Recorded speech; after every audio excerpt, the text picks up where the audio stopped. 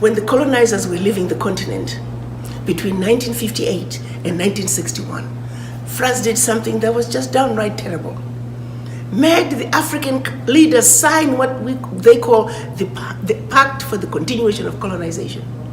France made the Francophone countries sign the Pact for the Continuation of Colonization. Allow me to highlight a few of the items in the Pact for the Continuation of Colonization, and I urge all of you to Google it and read it. And if that does not disgust you, I don't know what will. First, the French said, well, you see, we built a few schools, a few roads, a few hospitals, taught you about the fork and knife and sitting on a table and eating with utensils. We're going to call that the colonial debt. And for that you shall pay to perpetuity. In addition, you will deposit 85% of your bank reserves with the Minister of Finance, the French Minister of Finance. Collectively, the Minister of Finance, the French Minister of Finance will take all your deposits. It was 85% back then. It's now down to about 60. The French minister will invest that money in the French Stock Exchange under the French name. You may or may not know the returns. Today, France is taking out of Africa, Francophone Africa, over $500 billion. Over $500 billion. We, the Africans, the poor countries, we're giving France over $500 billion a year, year in, year out. And no one is talking about it.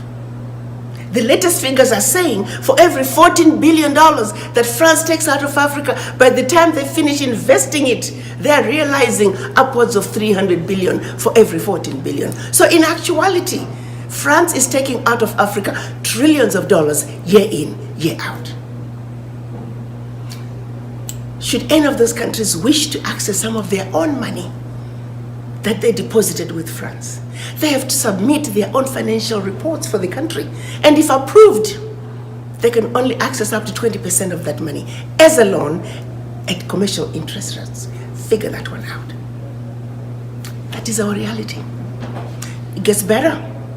They were also told that if you need any military equipment, you can only purchase it from France. Your military can only be trained by France. That France will have military presence in your own country and can invade you without notice should they feel French interests are being violated. Language of instruction shall be French. All your minerals discovered, yet to be discovered, France has the first right of refusal.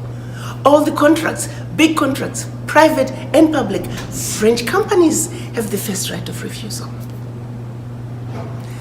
Now, my brothers and sisters, sons and daughters, if you were to go home and run for president, and your first day in office, your chief of staff comes to you and says, oh, by the way, Mr. President, Madam President, before you start, I must read you the do's and don'ts as stipulated by the Pact for the Continuation of Colonization.